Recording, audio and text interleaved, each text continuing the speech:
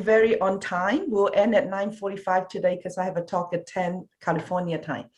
And some of you know that I do interview for high school student applying to Cornell and Princeton for 21 years. So every year I would be assigned 10 to 15 students that I would interview. So I'm going to do a real one, quote unquote. Not that Joshua is applying to Cornell and Princeton, but I'm really doing an interview pretty much about 30 to 45 minutes as if I'm meeting him for the first time. And that would be a good exposure for you, especially those who are junior and seniors, to get an idea how the interview would go. So Josh, are you ready? I'm ready. And we're so thankful for Josh coming back for the third time. We love him so much, and we really want to get to know him well. So here we go. Hey, Josh, good to see you. It's good to see you. Thank you for applying to Cornell. And really, maybe we'll start with Rice. Thank you for applying to Rice. How's that? That works, that works. Yeah, so tell me how you decided to apply to Rice University.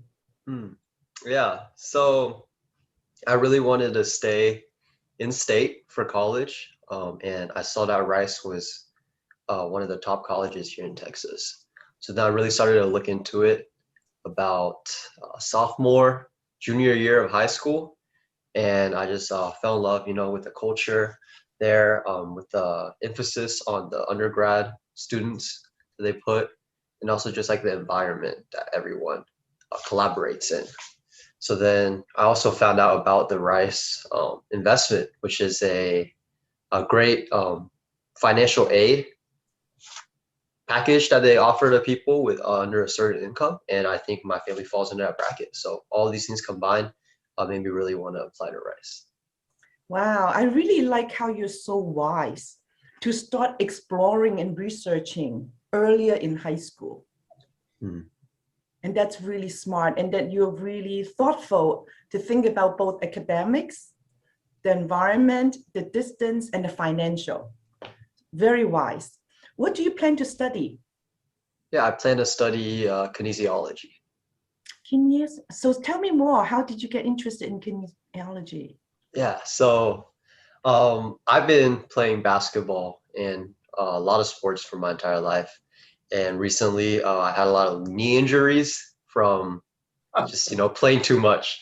And I know kinesiology it's a study of like sports injuries and like rehabilitation, right? From physical deformities, physical injuries. And, having that personal experience really made me want to find a major or a career that's something to do to help other people who are in a similar spot as me. Wow. So you're interested in medical profession while you also see a need because of your own pain, and then you want to help people to address their need. Yes. Is that how you put that together? Yeah, definitely. Wow. When did you start your interest in STEM, science and biology and medical field?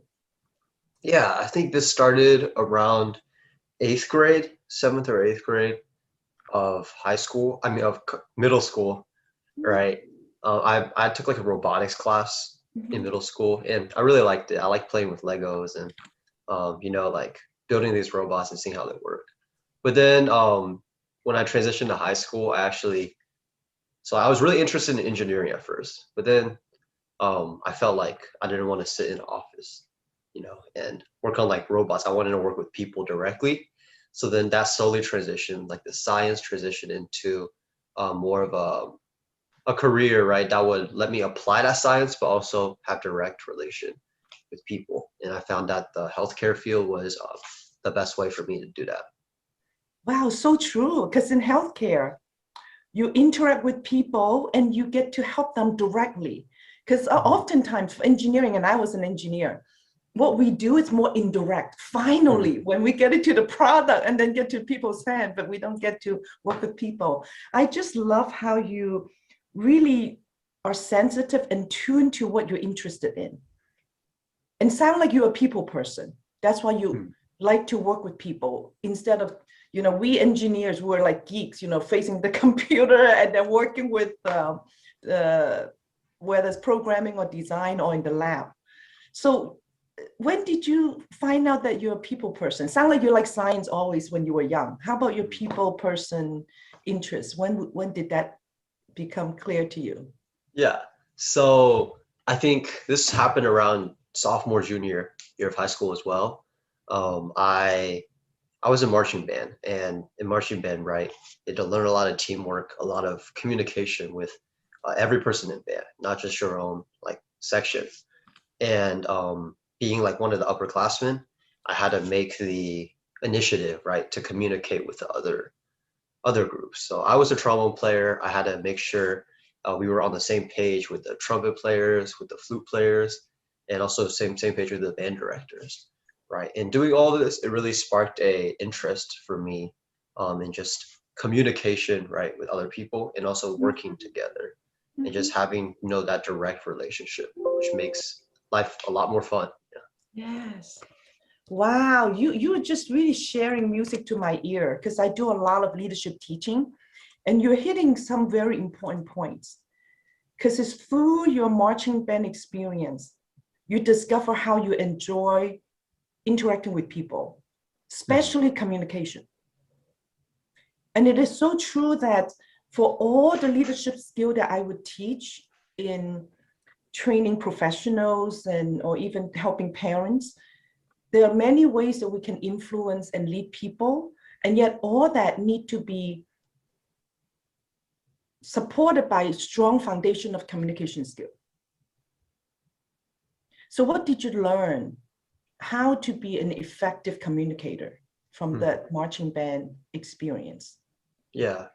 So I think the first thing is for me, as one of the leaders of the band, right, as one of the older ones, I had to, in order for me to communicate well, first I had to learn how to kind of lower myself, right, and kind of like Wow. serve the other sections, serve my younger um, classmates, younger team, right, and doing that allowed them to gain trust in me, and also allow them to build that relationship, like, hey, like, this guy, he cares about us and he wants to serve us.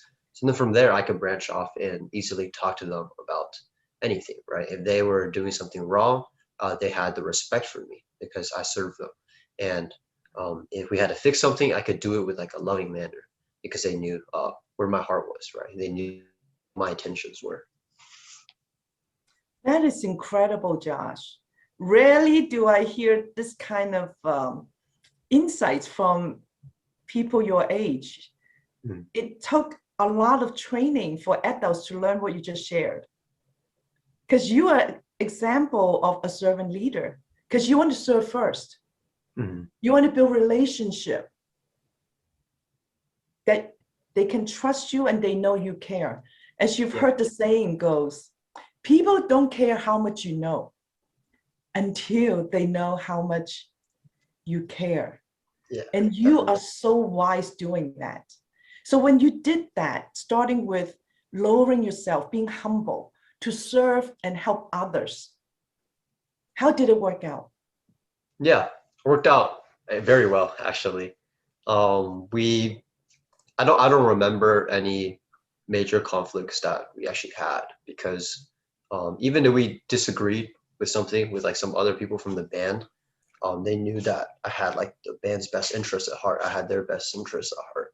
So during times where we agreed, things were totally fine, right? But when we disagreed, because of what I did, and because of what we did to lower ourselves to serve them, right?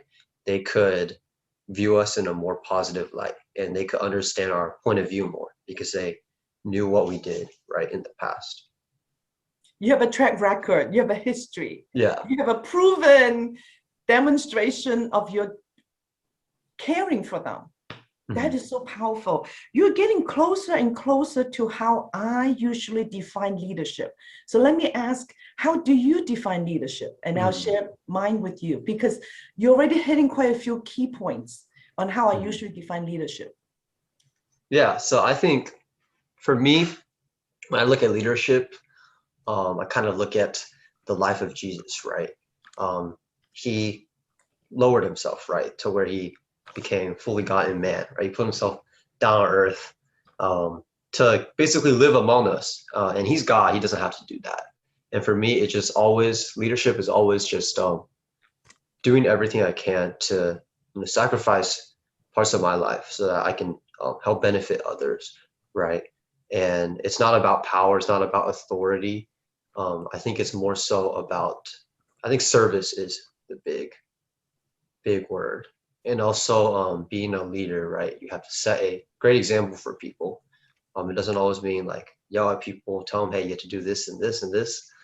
Sometimes you don't have to say anything. You just show them what they ought to do, right? Show them what good they can do, whatever situation you're in, and lead by example as well as serving them. Wow. That is incredible, so powerful. So you're really learning from the best leader in history, our Lord Jesus. So you hit all the points and more for my definition. Would you like to hear my definition of leadership? I would. It's a 17-word definition. And it captures what you shared, and you even share more and going in depth, more in depth. Ability to influence others to be their best for the greater good, aligned to a shared vision. How do you think of that definition? Yeah, I really like that. It's a very concise, but a lot of packed into those few words. Very powerful. And what you shared very much aligned to it, because you kept saying how you have their best interests at heart. It isn't about even just their good or your good. It's about the greater good, right? For the collective team, because that's what you're coming from. And it's aligned to a shared vision. And that vision, they should also contribute, just not only your idea. And then you said even a lot more. Walk the talk. Be an example, because actions are louder than words. So, Josh, I am so proud of you. You have really lived out some exceptional leadership principle and experience, even in your young high school life. We appreciate you sharing those. So would you say that you are a good leader? I say that I always have room to improve. Yes. The second I say, oh, I'm a great leader, and become complacent, then I have to start questioning, like, am I really a good leader, right? If I think I'm a great one right now. So I think in many ways, yes, I think I lead pretty well, but there are definitely ways I can improve, especially sometimes I'm a big people pleaser. So even if I know something's right, I might try to go around it without, confronting anyone. And I think I can definitely do a better job on that in terms of leading. Wow. Here's another just powerful example of a response. So on the one hand, we don't want to just say, oh, I'm a good leader. Oftentimes my student would tell me that they're a good leader, and they would explain and give example. You are being honest to acknowledge that you are a good leader while also have a room to grow. So on the other hand, we don't want to be the quote unquote typical Asian, say, oh, I'm not so good. And I call that hypocritical humility. A lot of times when we praise some people, especially among Asians, and then we will say, oh, not really, not so good. That is not the kind of humility we want to demonstrate. We want to be assertive and show confidence and say it the way it should be. So it's not false humility. So the definition of humility isn't to put yourself down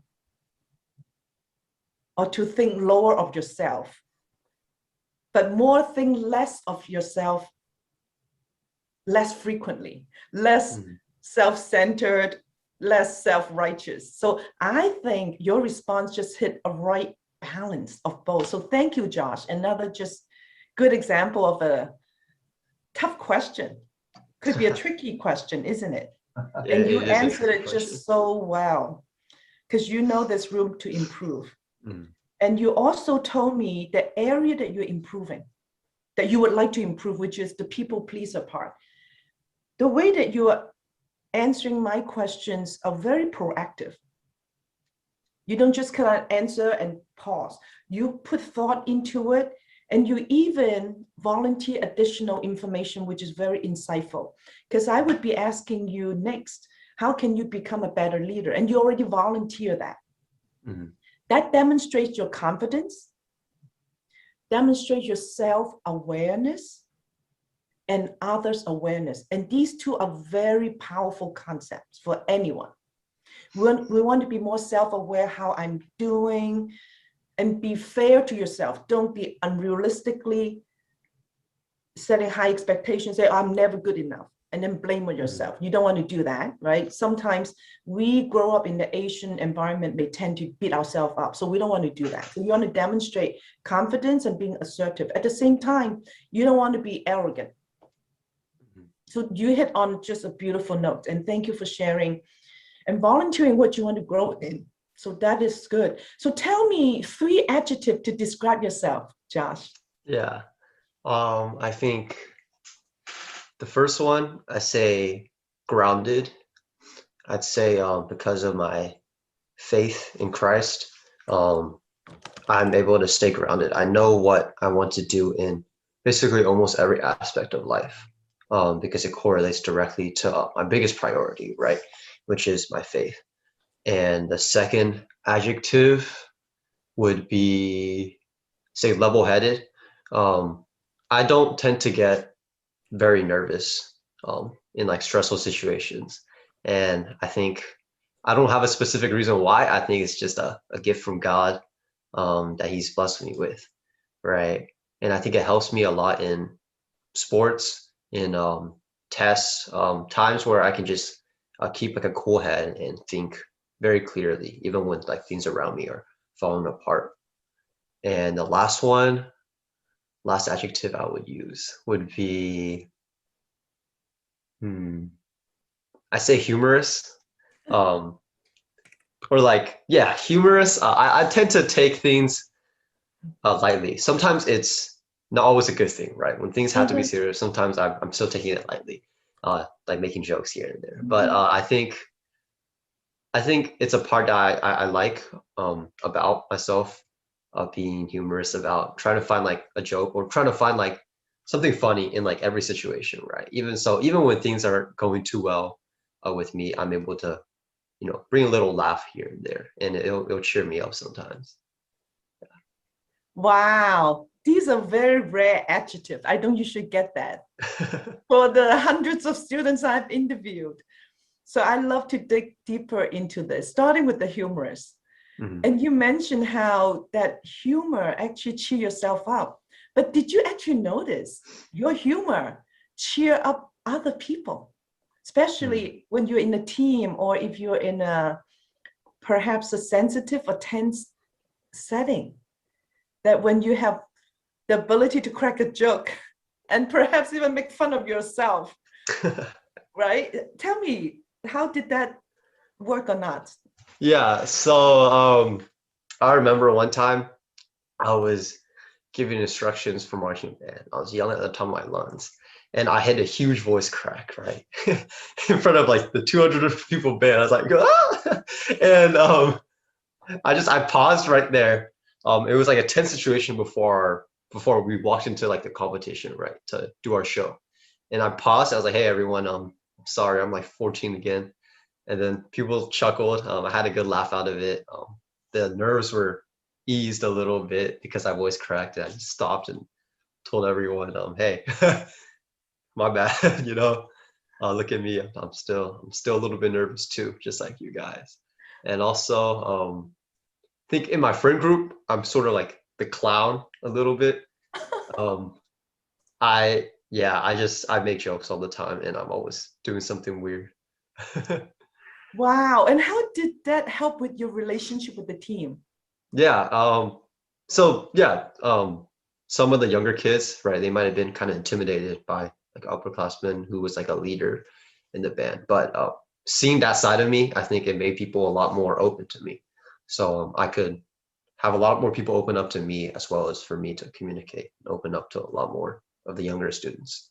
That is so powerful because humor really helps to relax the atmosphere. And Uncle Ming always tells us that.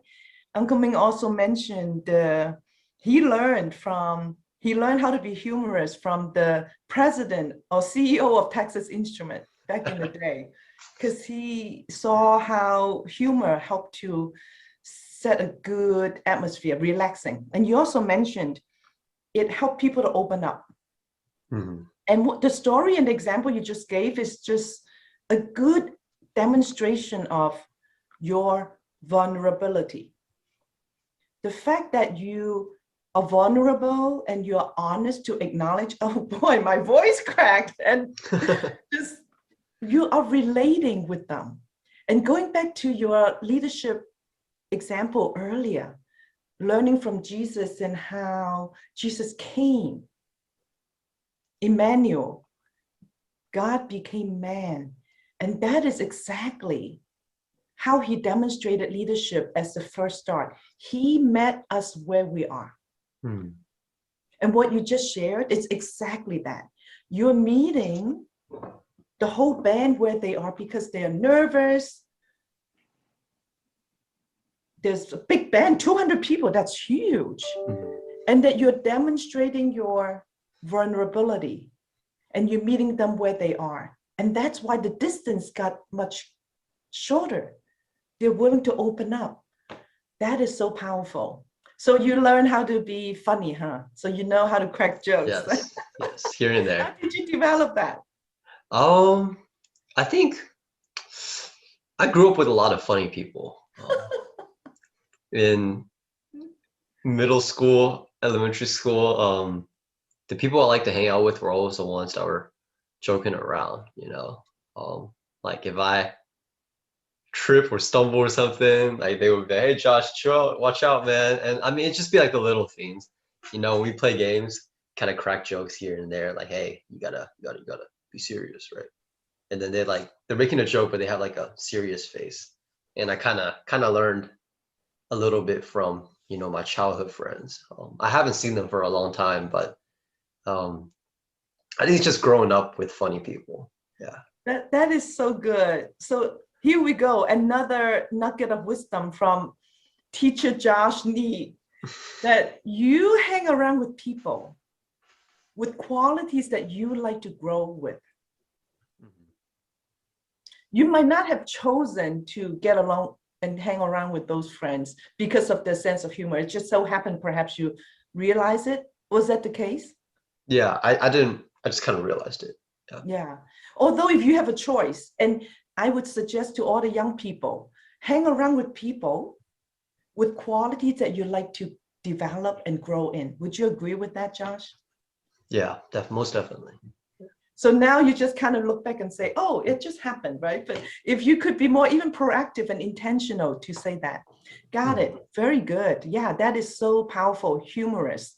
Helps to build relaxing atmosphere, meet people where they are because you are vulnerable. So the other two adjectives, grounded in your faith in Christ and level-headed, not being nervous. So let's go to the grounded one first. If you were in a college interview, do you talk about that Christian faith?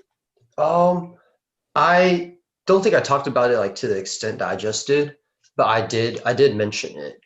They talked about, I think it was a similar question to this, and it wasn't like adjective. It was talking about like three things that like you really like prioritize or like find a lot of enjoyment doing.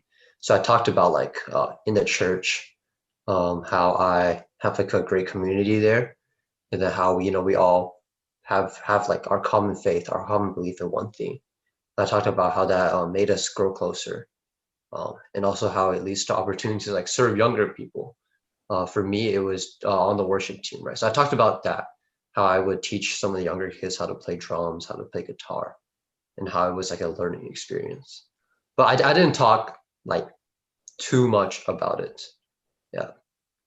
Got it. So this is a very tricky one, and many people may be interested to learn.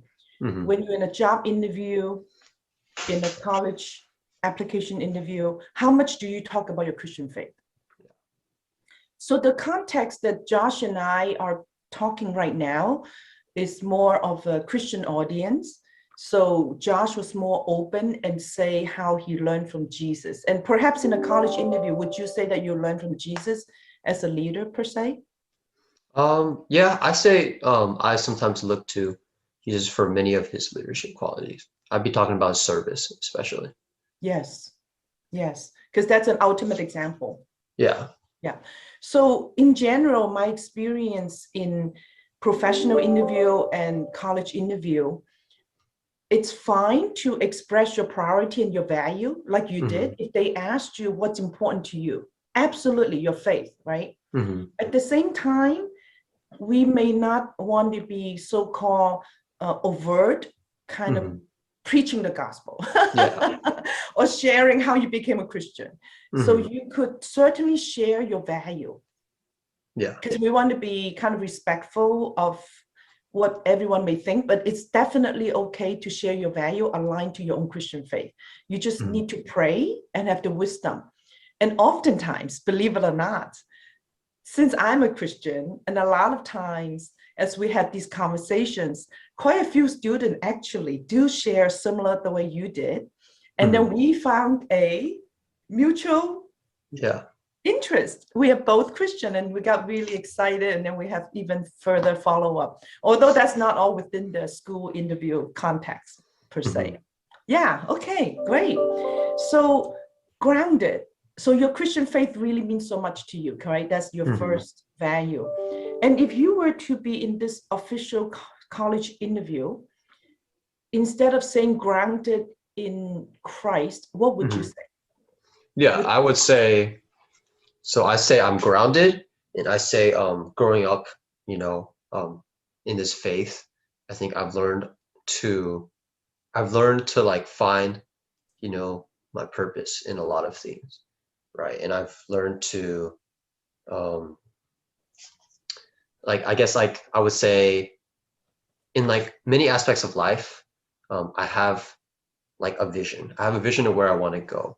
And hmm, I think it's because my faith kind of gives me peace and it gives me hope right in the future. hmm, So even in difficult circumstances, I'm able to stay grounded, stay true hmm. to myself. Wow. So that grounded really is rooted in your belief Hmm. and giving you a purpose and a hope.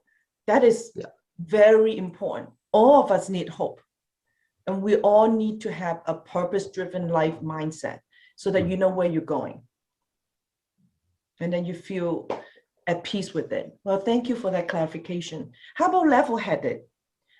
How did you get to be so level-headed and not nervous? Mhm. Yeah. So this is actually something my dad taught me. Growing up, when I was in middle school, I got really nervous, like very, very nervous. In basketball games, you know, I was the guy whose hands were all sweaty before the game, you know. I get the first play of the game, try to catch the ball, and it would go right past my hands. And I think my dad always taught me, right? He teach me to think, okay, what's the worst case scenario that could happen? And for some people, when they think of that, they might freak out more. But for me, I think about, okay, what's the worst thing that could happen right now, right? We lose a game. I mess up in front of these people, right? Everyone's gonna forget in a couple weeks. And for that helped me right away with basketball. But then going into high school, right? Trying to get good grades, trying to get into a good college, playing in front of a bigger audience, right? For sports and things like that. I could think the same way, right? If I fail this test, what's the worst thing that can happen, right? If I fail this Mm, test, right? It's one test, doesn't define my entire life, right? So give me more peace for school. And then for my games, right? Playing ultimate frisbee for our team. It's like, even if we lose, right? I'm here at the end of the day. It's just a high school thing. At the end of the day, I'll give it all my all. If we lose, if I mess up in front of everyone, next play, right? Next play mentality. And just thinking like that really helped me just ease my nerves to where to the point where I don't get too nervous and I can be level-headed about a lot of things. that is so true. In fact, that's the same question and the same tip I've learned and practiced, and I would tell people. And Mm, I hope all the people who are listening could consider the same way because we could be under a high stress environment these days with COVID, always online, not able to interact with people. And I know there's a multiple fold increase of depression cases these days. So the powerful question, Josh, would you say that one more time so we can all learn from you? Yeah. So the main point I was making, right, is I would think when I get nervous, I think of maybe like the worst case scenario. Like what's the worst thing that could happen? And usually it's not that bad, right? It's just like a momentary worst thing that doesn't really affect me too much long term. So when I think of it that way, it eases my nerves to where, okay, right, like there's always tomorrow, there's always another chance. If we're playing sports, there's always the next play, right? And you think once you have that established, you have that baseline established, you only go up from there, right? So, and you're not nervous, you do better, right? You play better, you do better in school, you do better on that big test. Wow. So that is the quote unquote rock bottom or the worst that it could be, and that you are playing it out in your head, in your heart, and know exactly, okay, that could be the worst. I can handle it. Yeah. Right? You talk to yourself, right? And be self-aware and others aware. Okay, what is the worst case? Even if I fail this, even if I didn't make it to this university, even if I didn't get the position of the marching band that I wanted, so what, right? I can handle that. And then I can go up from there. Yeah. That is great. Well, thank you. So much wisdom. Another famous quote from teacher Joshua Nee. So tell me, what is one accomplishment that you're very proud of in your young life? Are you talking about high school? Anytime throughout your young life, your 20 some years. Yeah. Biggest accomplish. I think for me, yeah, it was, say high school, it was definitely my senior year. We were in marching band. Senior year was a state year. So our entire band was competing for a state spot. And 2 years ago, right? States every 2 years. 2 years ago, we didn't make it, and we didn't put in the effort to make it. You know, our practices, people were messing around, and we didn't take it very seriously because at that time we were like the top dogs in our area, right? So we thought we would just be a free pass. So senior year, we really worked our tails off. A lot of the older good musicians left, and our school got split in half to another school. So we were cut in half, and we worked our tails off. And I had the opportunity to like lead and like serve a really hardworking band. And ultimately we got to the area competition for state, and we were one spot away, right? And it was really heartbreaking, but at the same time, I think it was one of my biggest accomplishments because we took a band that many people wrote off, right? Many people were like, oh yeah, you guys got split in half, all the good people left, you guys aren't going to make it anywhere. Right. And we were one spot away from making the state competition. There were tears. It was sad, very sad, but it was also, I think, a big story to tell about like our determination, our hard work. I love that. Another major nugget of wisdom where you're saying, given such difficult situation, the team got split, really no chance, right? And yet the effort that you all have put in got you to almost up there, even though at the end of the day, you didn't really win.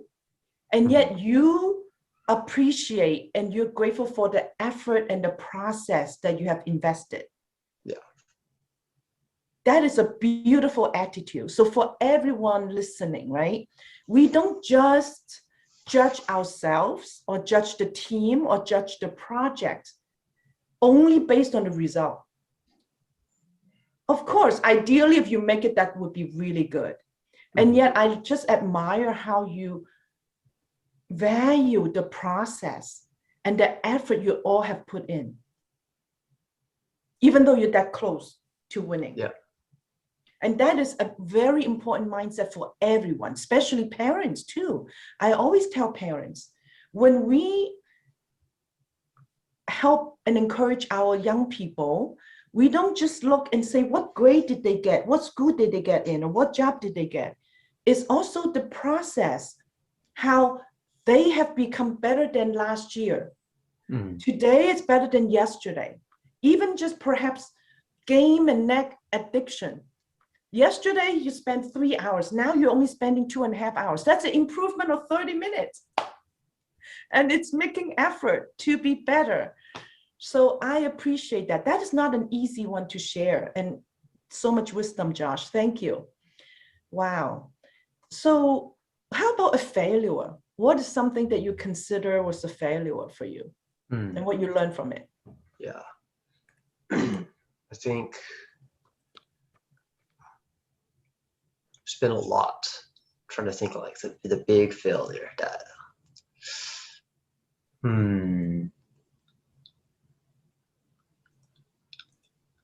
I think instead of doing marching band, I'll do a different area of my life. I think one of my biggest failures growing up, I think it was a lot of pride. I had a lot of pride in myself that permeated to a lot of areas of my life where I thought I was, I would win an event or do really good, right? And it would get in my head and be like, all right, I don't have to try as hard. I don't have to work as hard, right? And ultimately, I think, you know, I'll do another band example because I had a lot of failures earlier in my band career that I think, so we had region competitions, right, as a freshman.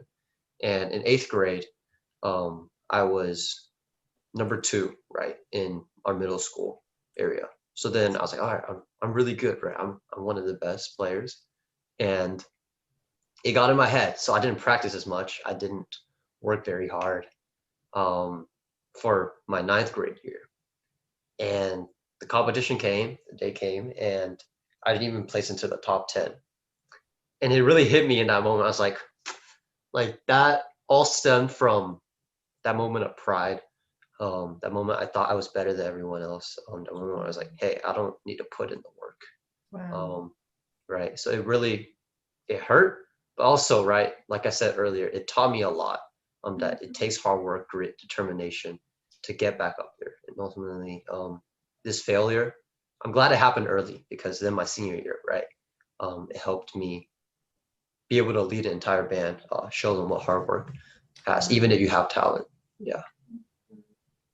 That's another just powerful learning for me, to hear how you value your failure and that you learn from your own mistake. And it's so powerful for all of us to remember. It's okay to fail as long as you don't make the same mistake over and over and over again. When you made the mistake of getting into your head how good you are and being proud, you learn the consequence of that. And then you learn not to do that again. That is the value of learning from a failure. Wow, so powerful. Well, would you say that you don't ever get proud again? Oh, definitely not. Right. I still get proud a lot of the times. It's also another area in my life it's a big weakness of mine too. Yeah. And yet you're more self-aware. You're Yes. watching yourself. Yeah. Yeah, because that's human nature, right? So you're not going to say that, oh, I don't ever get proud. That moment, you're already proud, isn't it? Yeah. Wow, our time is coming to a close. The last 2 minutes, if I could ask you, what would you bring to Rice University? What is unique value that you would add to this campus, this school body? Yeah, I think, I still remember the exact way I answered this question. It's a So typical yeah, interview question for college application. So for me, I think I had a lot of experiences in high school that shaped me as a leader, as a person, right? From playing on the Ultimate Frisbee team, being a captain on that team, right? It taught me not only like athleticism, not only how to play a sport, how to work as a team, as a sport, also taught me what it meant to see your players get injured, right? And then having to help them come back again. And then from band, It taught me a lot of hard work, a lot of, you can't just win in life by talent alone, right? You can't, you have to put in the work, the hard work, the dedication. And most importantly of all, on these two teams, the Frisbee team and the band team, I got to work with a wide variety of people, right? We had people of all ages, from freshmen to seniors, people from all over the world. We had international students. We had people of multiple backgrounds, right? Multiple socioeconomic backgrounds. And seeing and hearing their stories, it's made me very aware of how our community works, how our world works today, right? I can better understand how I can help people from different classes of society, people from different parts of the world, right? And I think that's ultimately what I bring to Rice. I have this, I think I like to say I have a unique experience which has shaped my my vision, my thinking, right, about culture and about how our background affects how we grow up. Yeah, I really value that because that Rice does have a very diverse student body. Yeah. And your unique experience and perspective. I especially appreciate your servant leadership mindset, that I know you care so much to serve, and that's important to our university. So thank you, Josh. I am just so grateful to have this 45 minutes talking to you, getting to know you, and learning so much wisdom from you, and hope to learn from you again. Thank Yeah. you, Josh.